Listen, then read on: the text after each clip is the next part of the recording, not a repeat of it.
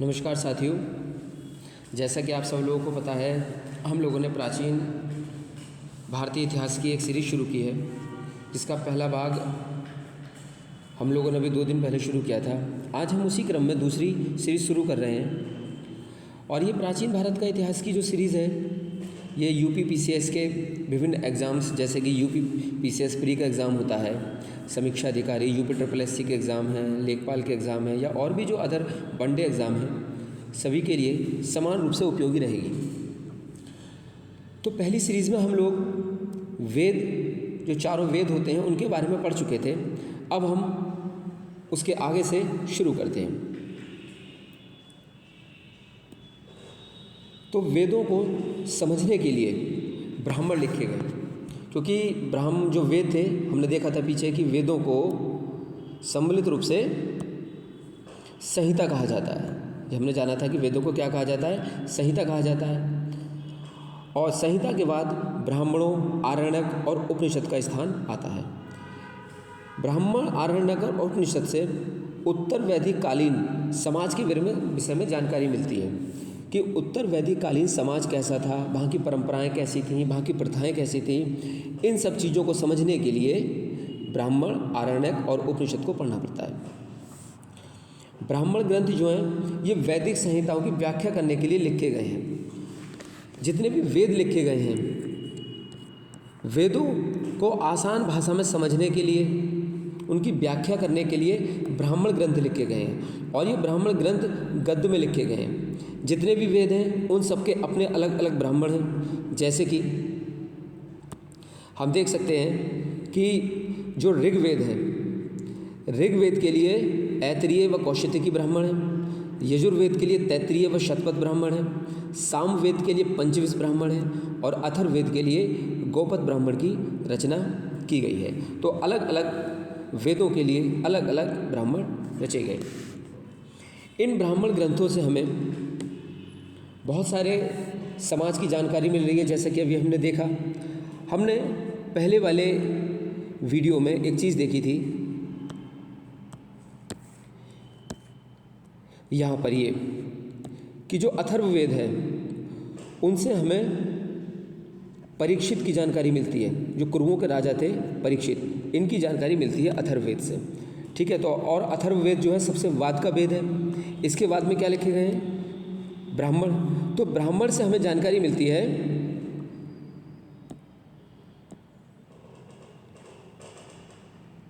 परीक्षित के बाद के समय की, और मगध में एक राजा हुआ था बिंबिसार, इनसे पहले की। परीक्षित के बाद और बिंबिसार से पहले की जितनी भी घटनाएं हुई हैं, उनकी जानकारी हमें ब्राह्मण ग्रंथों से मिलती है। नेक्स्ट ये देखते हैं हम कि ऋग्वेद का जो ब्राह्मण ग्रंथ है ऐतरेय, इस ऐतरेय में राज्याभिषेक के नियम दिए गए हैं। जब राजा का राज्याभिषेक होता था, तो वो राज्याभिषेक किन नियमों के द्वारा होगा, और कौन कौन से प्राचीन राजा रहे हैं, उन सब के नाम ऐतरेय ब्राह्मण में दिए गए हैं। और ये ऐतरेय ब्राह्मण किसका है? ऋग्वेद का है। परीक्षाओं में सीधे सीधे पूछा जाता है कि ऐतरेय ब्राह्मण निम्नलिखित में से किस वेद से संबंधित है। तो उसमें 4 वेद के ऑप्शन दिए होंगे, और आंसर कौन सा होगा? ऋग्वेद। और हम ये भी जान चुके हैं कि ऐतरेय जो ब्राह्मण है, इसमें किन विषयों पर चर्चा की गई है। नेक्स्ट देखते हैं हम शतपथ। तो शतपथ में बहुत सारे राजाओं को उल्लेख मिलता है, जैसे कि गांधार, शल्य, केकय, कुरु, पांचाल, कौशल, विदेह आदि राजाओं का उल्लेख मिलता है। वैदिक साहित्य में ऋग्वेद के बाद सबसे ज़्यादा अगर किसी की इम्पोर्टेंस है, तो वो शतपथ ब्राह्मण है। शतपथ ब्राह्मण की सबसे ज़्यादा इम्पोर्टेंस है वैदिक साहित्य में, ऋग्वेद के बाद। अब ये आरण्यक क्या होते हैं? आरण्यक जो है, अरण्य शब्द से बने हैं। अरण्य का मतलब होता है जंगल। जो जंगल में लिखे गए थे, जंगल में जिनकी रचनाएं हुई थी, उनको आरण्यक कहा गया है। आरण्यक में यज्ञ से जुड़े जितने भी कर्मकांड होते हैं, उनकी दार्शनिक विचारधारा और प्रतीकात्मक अभिव्यक्ति की बात की गई है। मतलब यज्ञ से जुड़े जितने भी उन यज्ञों में कौन कौन से दर्शन छुपे हुए हैं, इन सब की जानकारी हमें आरण्यक से मिलती है। फिर आता है उपनिषद। उपनिषद का मतलब होता है, उप का मतलब होता है पास में, और निषद का मतलब होता है बैठना, मतलब पास में बैठकर जिनकी रचना की गई है उनको उपनिषद कहा गया है। गुरु के समीप बैठकर जिनकी रचना की गई है उनको उपनिषद कहा गया है। इनकी संख्या है 108। मूल रूप से 13 ही उपनिषद हैं। बाकी सारे जितने भी उपनिषद हैं वो इन 13 उपनिषद से ही ड्राइव होकर बने हैं, जिनकी टोटल संख्या कितनी है? 108। उपनिषदों में भी यज्ञ से जुड़े दार्शनिक विचार दिए गए हैं। शरीर, ब्रह्मांड, आत्मा और ब्रह्म की व्याख्या की गई है। तो उपनिषदों का संबंध किससे है? एक तरह से दार्शनिक विचार से संबंधित है उपनिषद।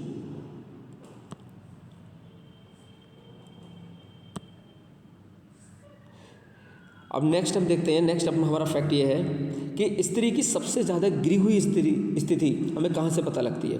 तो एक संहिता है मैत्रेयनी संहिता। मैत्रेयनी संहिता से हमें स्त्री की सर्वाधिक गिरी हुई स्थिति के बारे में जानकारी मिलती है। और इस मैत्रेयनी संहिता में स्त्री को जुआ और शराब की तरह पुरुष का तीसरा मुख्य दोष बताया गया है।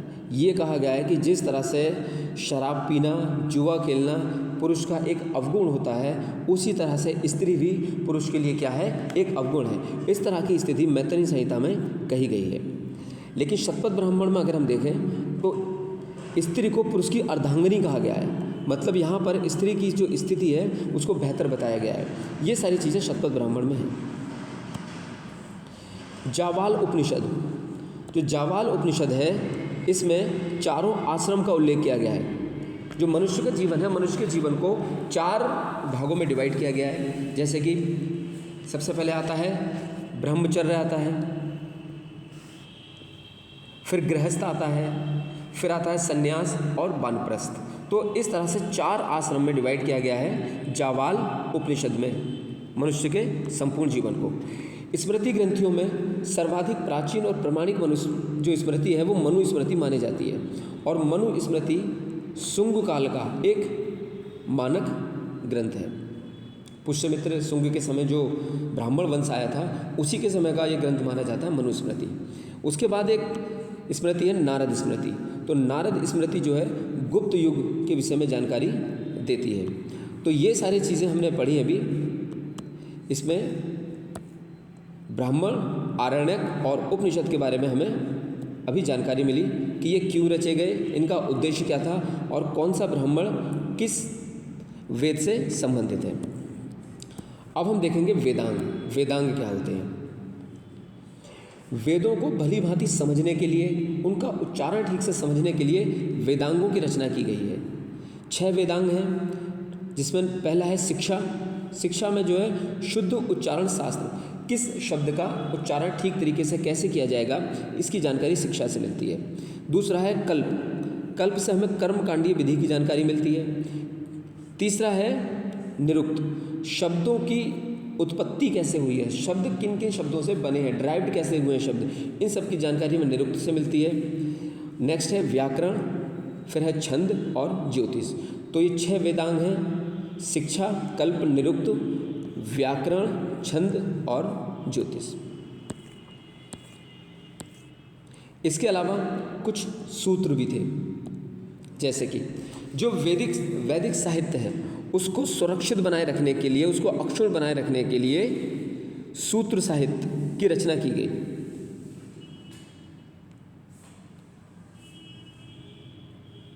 इन सूत्रों में गौतम धर्म सूत्र जो है उसको सबसे ज़्यादा प्राचीन माना गया है। यही ज़्यादा इंपॉर्टेंट, इसमें ज़्यादा याद रखने की आवश्यकता नहीं है। तो सूत्रों में गौतम धर्म सूत्र जो है उसको सर्वाधिक प्राचीन माना गया है। तो याद ये रखना है कि सूत्र साहित्य की रचना क्यों की गई है? वैदिक साहित्य को अक्षुण्ण बनाए रखने के लिए सूत्र साहित्य की रचना की गई है। अब हम देखेंगे पुराण क्या होते हैं। भारतीय ऐतिहासिक कथाओं का सबसे अच्छा क्रमबद्ध विवरण अगर कहीं यहाँ पे मिलता है तो वो है पुराण। भारतीय जितनी भी ऐतिहासिक कथाएं रही हैं, जैसे कि रामायण है, महाभारत है, ये सब क्या है? पुराण, महापुराण ये कहे जाते हैं। ठीक है, तो इस समय बहुत सी कहानियाँ क्या रही होंगी, कैसा इतिहास था, इन सब की जानकारी हमें पुराण से मिलती है। पुराणों के जो रचयिता हैं वो लोमहर्ष और इनके पुत्र उग्रश्रवा, इनको माना जाता है। इनकी संख्या 18 है, जिनमें 5 जैसे कि मत्स्य, पुराण, वायु पुराण, विष्णु पुराण, ब्राह्मण पुराण और भागवत पुराण। ये 5 ऐसे पुराण हैं जिनमें राजाओं की वंशावली मिलती है। तो इनको याद रखना है, ज़्यादा इम्पोर्टेंट है 5। और इन पुराणों में सबसे प्राचीन और प्रमाणिक जो पुराण है वो है मत्स्य पुराण। कभी कभी ये भी पूछ लिया जाता है कि किस पुराण का संबंध किस वंश से है। तो विष्णु पुराण का संबंध मौर्य वंश से है, मत्स्य पुराण का संबंध आंध्र सातवाहन वंश से है, वायु पुराण का संबंध गुप्त वंश से है। इसको इस तरह से याद रख सकते हैं कि जो वायु है वो हमें दिखाई नहीं देती है, एक तरह से गुप्त होती है। तो वायु क्या होती है? गुप्त होती है। तो वायु पुराण का संबंध गुप्त वंश से है। और मत्स्य पुराण को रखने का, याद करने का तरीका यह है कि जो मछली होती है इसमें ऐसे विटामिन पाए जाते हैं जो आँखों के लिए बहुत ज़्यादा इंपॉर्टेंट होते हैं। एक ये कह सकते हैं कि अंधा व्यक्ति भी देखने लगता है। तो मत्स्य पुराण का संबंध आंध्र सातवाहन वंश से है। और विष्णु पुराण को हम इस तरह से जोड़ सकते हैं कि विष्णु को मोर सबसे ज़्यादा प्रिय था। विष्णु को मोर सबसे ज़्यादा प्रिय था। तो विष्णु पुराण का संबंध किससे है? मौर्य वंश से है।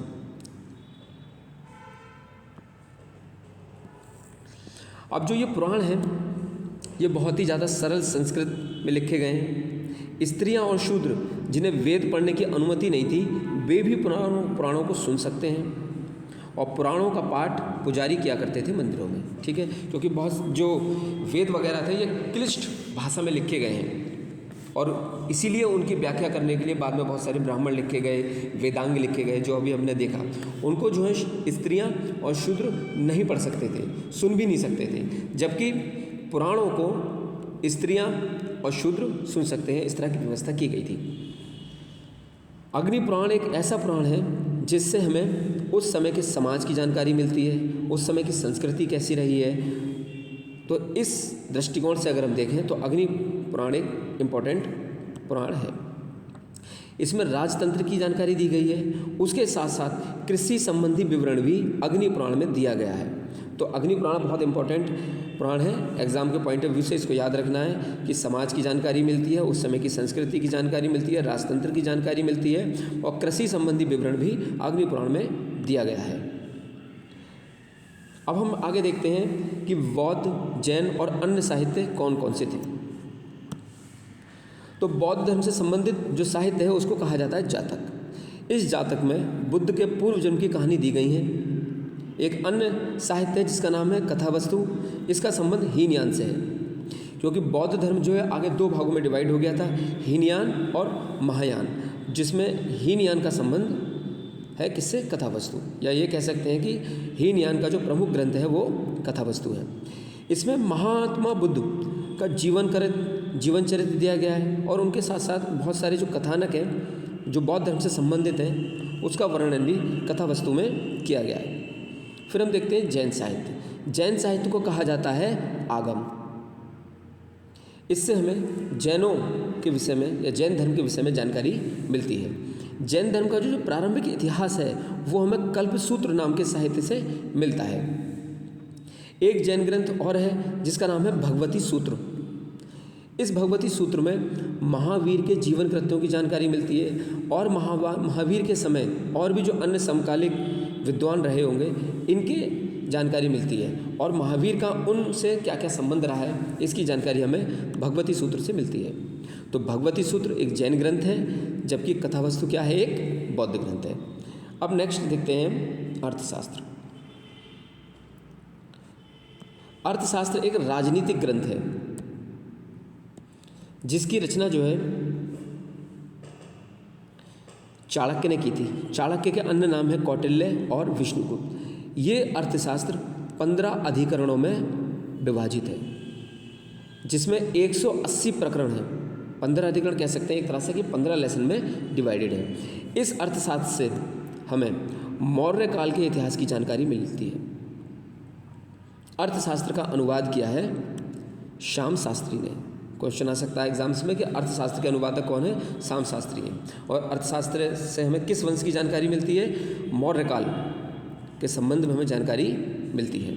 और ये मुख्यतः एक राजनीतिक शास्त्र है। इससे हमें राजनीति के विषय में जानकारी मिलती है, क्योंकि इसका नाम जो है अर्थशास्त्र है, तो नाम से ऐसा लगता है कि इससे हमें अर्थव्यवस्था की जानकारी मिलती है, जबकि इससे अर्थव्यवस्था की नहीं, राजनीति की जानकारी मिलती है। ये एक राजनीतिक शास्त्र है, ये हमें याद रखना है। नेक्स्ट है कि संस्कृत साहित्य।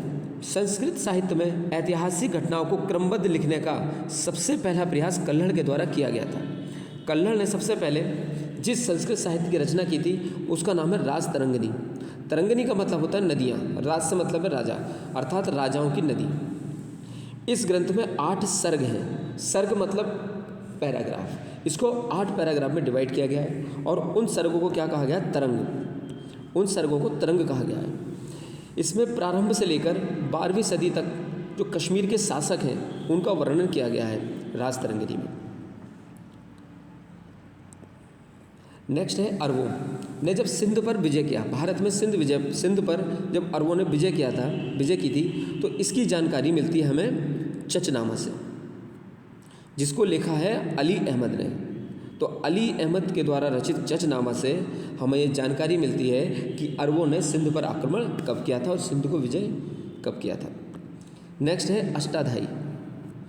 ये संस्कृत भाषा व्याकरण की पहली पुस्तक है, जिसकी रचना पाणिनि ने की थी, अष्टाध्यायी की। और इस अष्टाध्यायी से हमें मौर्य के पहले का इतिहास और मौर्य के समय का इतिहास की जानकारी मिलती है कि मौर्य के समय की राजनीतिक अवस्था कैसी थी। तो अभी तक हमने 2 चीज़ें ऐसी पढ़ी जहाँ से हमें मौर्य के समय की जानकारी मिल रही है, जिनमें से एक है अर्थशास्त्र और दूसरा है अष्टाध्यायी। क्वेश्चन आ सकता है इस तरह से कि निम्नलिखित में से किन ग्रंथों से मौर्यकालीन समाज की जानकारी मिलती है? तो अर्थशास्त्र और अष्टाध्यायी। नेक्स्ट है कि अष्टाध्यायी ही पहला ऐसा ग्रंथ है जिसमें लिपि शब्द का प्रयोग किया गया है। लिपि क्या होती है कि जितने भी अक्षर होते हैं, कि प्रत्येक भाषा में कुछ ना कुछ अक्षर होते हैं, जैसे कि हिंदी है या इंग्लिश है, तो उनको लिखने का तरीका कैसा होता है, उनको लिखने की जो तरीका है उसी को लिपि बोलते हैं। जैसे कि फॉर एग्ज़ाम्पल मेरा नाम है रवि, तो हिंदी में इसको हम इस तरह से लिखेंगे रवि, तो ये क्या है? देवनागरी लिपि है। अगर इसी को इंग्लिश में लिखेंगे तो इंग्लिश में इस तरह से लिखेंगे रवि, तो इंग्लिश की अपनी अलग लिपि है, इसको रोमन लिपि बोलते हैं। तो इंग्लिश जो है रोमन लिपि में लिखी जाती है, हिंदी देवनागरी लिपि में लिखी जाती है, ये आपको पता ही होगा। तो मैं खैर ये बताना चाह रहा था कि लिपि का अर्थ क्या होता है। कात्यायन ने गार्गी संहिता लिखी है। गार्गी संहिता एक ज्योतिष ग्रंथ है और इस ज्योतिष ग्रंथ होने के साथ साथ इसमें भारत पर होने वाले यवन आक्रमण की भी जानकारी मिलती है। तो यवनों ने जब भारत पर आक्रमण किया था उसकी जानकारी हमें गार्गी संहिता से मिलती है। पतंजलि पुष्यमित्र शुंग के पुरोहित थे। पुष्यमित्र शुंग जो कि एक ब्राह्मण वंश की इसने स्थापना की थी, पतंजलि उनके पुरोहित थे। इनके महाभाष्य से हमें शुंगों के इतिहास का पता लगता है। पतंजलि के महाभाष्य से शुंगों के इतिहास का पता लगता है कि शुंगों का वंश कैसे चला था, किसको इन्होंने हराकर अपने वंश की स्थापना की थी। ये सारी चीज़ें भी आगे हम डिटेल में भी पढ़ेंगे, यहाँ पर सिर्फ इतना ही। नेक्स्ट है विदेशी यात्रियों से मिलने वाली जानकारी, क्योंकि अभी हम जो पढ़ रहे हैं वो ये है कि इतिहास की जानकारी आखिर हमें मिलती कहाँ से है, इतिहास के विभिन्न स्रोत कौन कौन से हैं। तो जिसके परिप्रेक्ष्य में अभी हमने बहुत सारे धर्म ग्रंथों को देखा, वेदों को देखा। अब वहीं हम देख रहे हैं कि बहुत से विदेशी यात्री भी यहाँ पर आए थे, जिनमें सबसे पहले हम देखेंगे यूनानी रोमन लेखक। इनमें नंबर 1 है टेसियस। ये ईरान का एक राजवैद्य था। भारत के संबंध में इसने बहुत सारी बातें लिखी हैं जो कि बहुत ही ज़्यादा आश्चर्यजनक है, एक तरह से अकल्पनीय है, जिनकी कल्पना भी नहीं की जा सकती। इसी वजह से इनको अविश्वसनीय माना गया है। जो टेसियस ईरान का राजवेद था, इसने जो भी विवरण दिया है वो अविश्वसनीय माना गया है। नेक्स्ट है हेरोडोटस। हेरोडोटस को इतिहास का पिता कहा जाता है। इन्होंने एक पुस्तक लिखी है जिसका नाम है हिस्टोरिका। इसमें 5वीं शताब्दी ईसा पूर्व के भारत और फारस के क्या संबंध रहे उसका वर्णन इन्होंने किया है, हेरोडोटस ने। नेक्स्ट है जब सिकंदर ने भारत पर आक्रमण किया था तो उनके साथ में बहुत सारे लेखक आए थे, जैसे कि निर्याकस, आनेसिक्राटस और अरिस्टोबुलस। इन्होंने भी बहुत सारे विवरण यहाँ पे दिए जो कि काफ़ी प्रमाणिक और विश्वसनीय माने जाते हैं। यहाँ से हमें एक क्वेश्चन और दिखाई देता है कि सिकंदर के साथ आने वाले लेखकों में निम्नलिखित में से कौन नहीं था। तो कौन था, अगर हमें ये पता होगा तो हमें ये भी पता लग जाएगा कि कौन नहीं था। तो निरियाकस, आनेसिक्रिटस और अरिस्टोबुलस ये सिकंदर के साथ आने वाले लेखक थे। नेक्स्ट है मेगास्थनीज। ये सेल्यूकस निकेटर का राजदूत था। सेल्यूकस निकेटर जो है सिकंदर का सेनापति था और इसी का राजदूत था मेगास्थनीज। मेगास्थनीज ने एक पुस्तक लिखी है इंडिका। इस इंडिका से चंद्रगुप्त मौर्य के राज दरबार के बारे में जानकारी मिलती है, या फिर हम कह सकते हैं कि मौर्य युगीन समाज और संस्कृति कैसी थी उसकी जानकारी हमें यहाँ से मिलती है मेगास्थनीज से। अभी हमने पीछे देखा था कि मौर्य युगीन समाज की जानकारी कहाँ कहाँ से मिल रही थी। उसके संबंध में हमने दो ग्रंथों को देखा था। एक तो था अर्थशास्त्र, ठीक है, और दूसरा था अष्टाध्यायी। तो अष्टाध्यायी, अर्थशास्त्र और उनके साथ साथ तीसरा हमें मिला है क्या, इंडिका। तो ये तीन शास्त्र ऐसे हैं जिनसे हमें मौर्य युगीन समाज की जानकारी मिलती है, इंडिका, अर्थशास्त्र और अष्टाध्यायी। फिर है डाइमेकस। डाइमेकस ये सीरिया के राजा एंटियोकस का राजदूत था जो कि बिंदुसार के दरबार में आया था। इसका विवरण भी मौर्य युग से संबंधित है। फिर है डायनोसियस।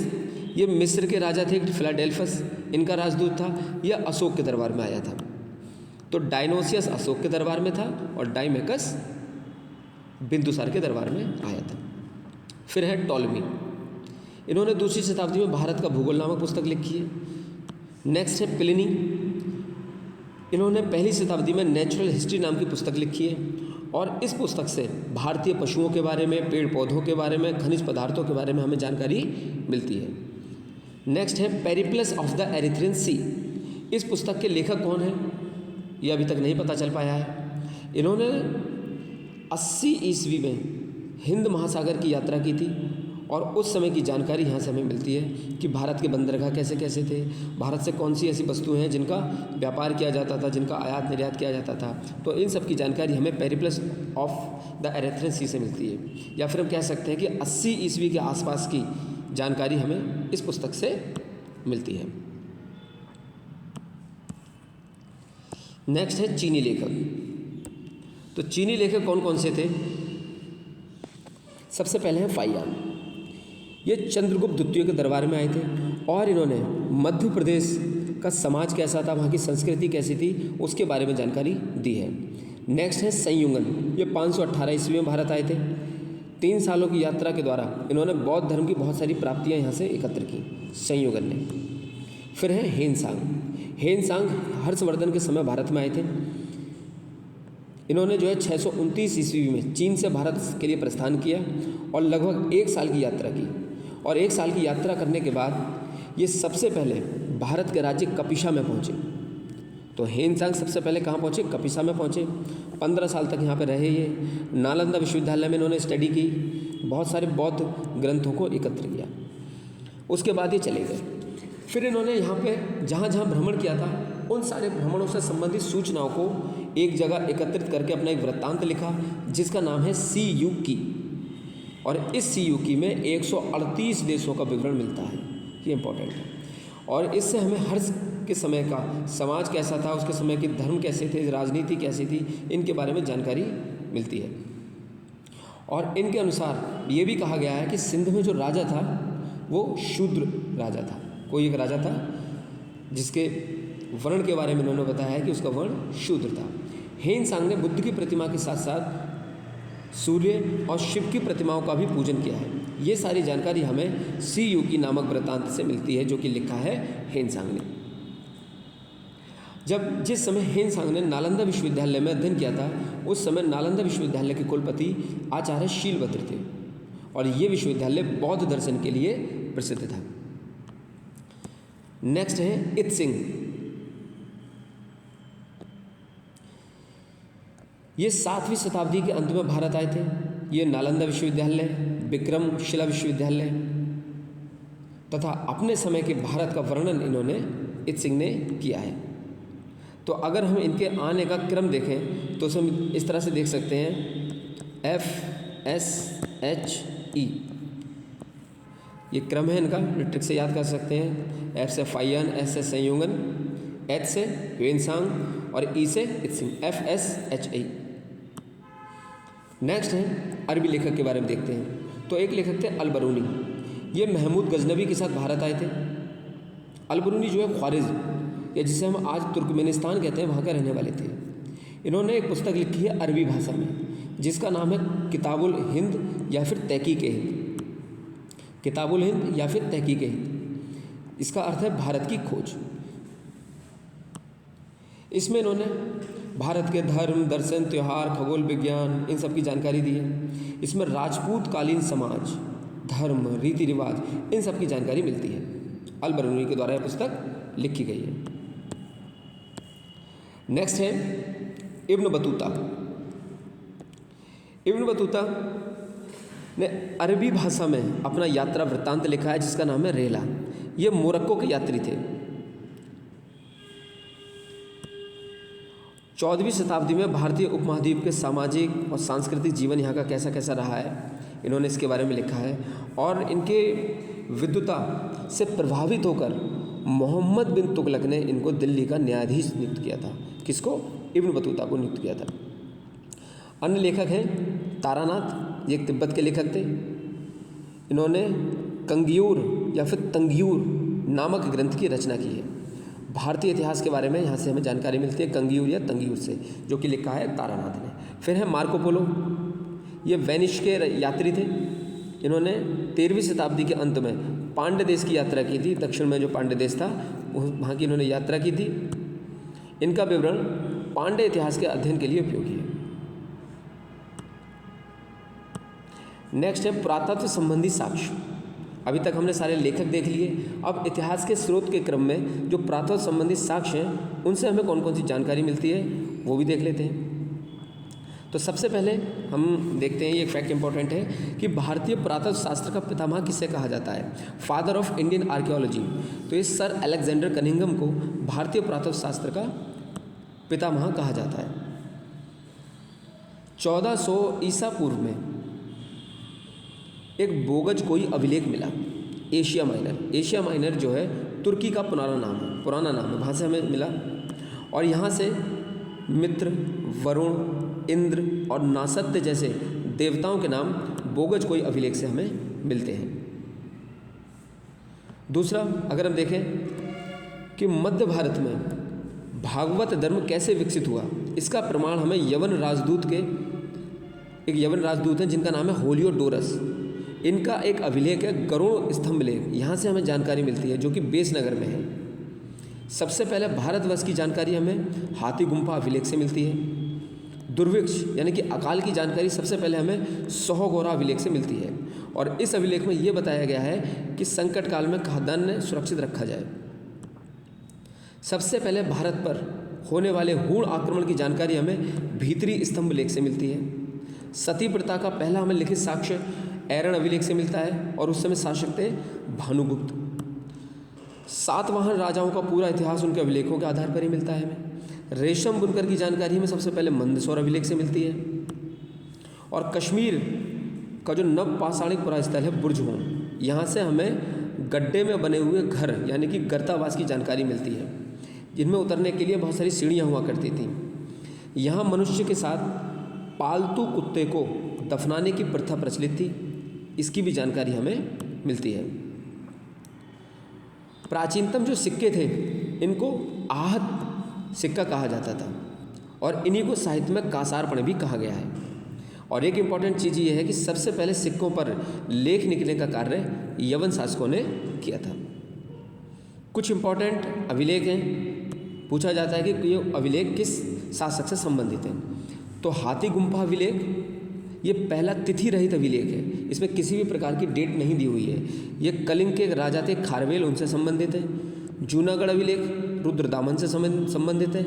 नासिक अभिलेख गौतमी बलश्री जो कि एक आंध्र सातवाहन राजा थे उनसे संबंधित है। प्रयाग स्तंभ लेख समुद्रगुप्त से संबंधित है। ऐहोल अभिलेख पुलकेशिन द्वितीय से संबंधित है। मंदसौर अभिलेख यशोवर्मन से संबंधित है। ग्वालियर अभिलेख भोज से संबंधित है, राजा भोज थे एक, प्रतिहार नरेश। भीतरी और जूनागढ़ अभिलेख स्कंदगुप्त से संबंधित है। देवपाड़ा उल्लेख जो है विजय सेन से संबंधित है, जो कि बंगाल के शासक थे। अभिलेखों की स्टडी को हम इंग्लिश में एपिग्राफी बोलते हैं। और नेक्स्ट है कि समुद्रगुप्त की बीड़ा बजाती हुई मुद्रा वाले सिक्के से ये पता लगता है कि वो संगीत प्रेमी थे।